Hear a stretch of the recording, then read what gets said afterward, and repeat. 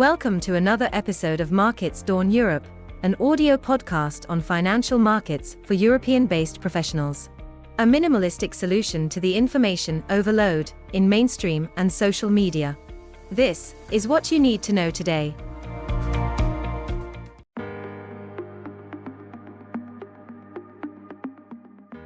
Morning. Stocks on Wall Street ended little changed last night, with the Dow Jones Industrials hitting a fresh record to accumulate a 15% year-to-date gain. Investors' focus on Thursday was on the ECB's policy meeting and signals, and today's focus is on the latest data in China. As widely anticipated, the ECB eased its benchmark interest rates by 25 basis for the third time this year, bringing the deposit rate to 3.25% and the refinancing rate to 3.40%. The central bank signaled further rate cuts on the back of controlled inflation. President Lagarde expects a soft landing scenario for the worsening growth prospect of the bloc's economy, but with chances to avoid a recession. The Eurozone's final headline inflation reading for September came in at 1.7%, below the ECB's 2% target, and well below the new deposit rate. Core inflation was unchanged at 2.7%. Markets reacted positively, with stocks trading spot 8% higher on average, including a new all-time high for the DAX index. The euro fell marginally, and the bond yield curve steepened modestly.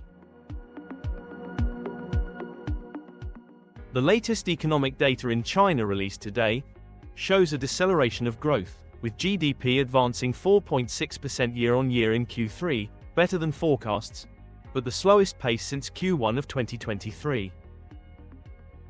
It represents a modest slowdown from the 4.7% recorded a quarter ago. Retail sales, industrial output, and urban investment all came in better than consensus in September and higher than a month ago. Markets continue to focus on the weakness of the property sector and expect more announcements on the fiscal front. Chinese and Hong Kong equities are trading firmer today, and the yuan is little changed.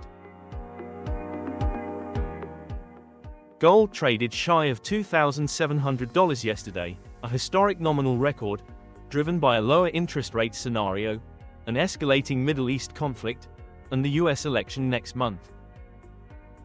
The safe haven metal is 31% higher this year. On the earnings front on Thursday, Netflix beat estimates with a net income of $2.3 billion for the quarter, and shares gained 5% in after-hours trading.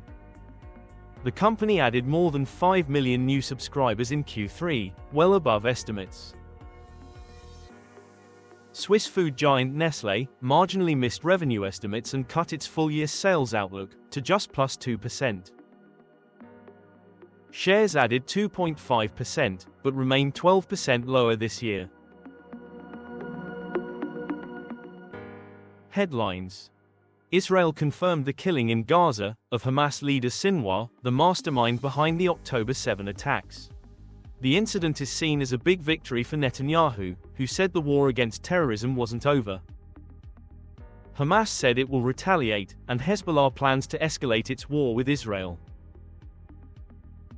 In other central bank meetings, Turkey left rates unchanged at 50%, while Chile cut rates by 25 basis points to 5.25%, as expected.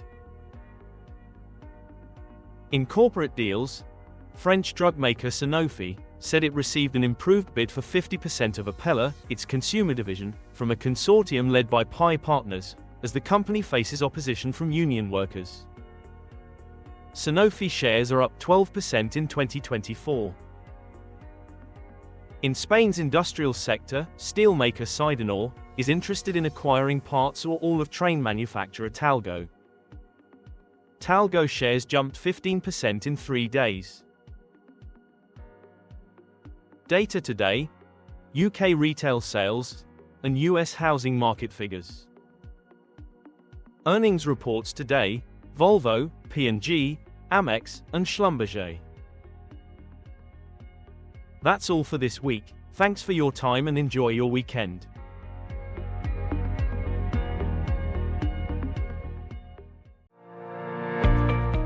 Visit laconicbriefs.com to subscribe to our newsletter, including this audio podcast with an extended script if you prefer to read, plus performance tables and charts, all in one place. Delivered straight to your inbox every morning, Monday to Friday.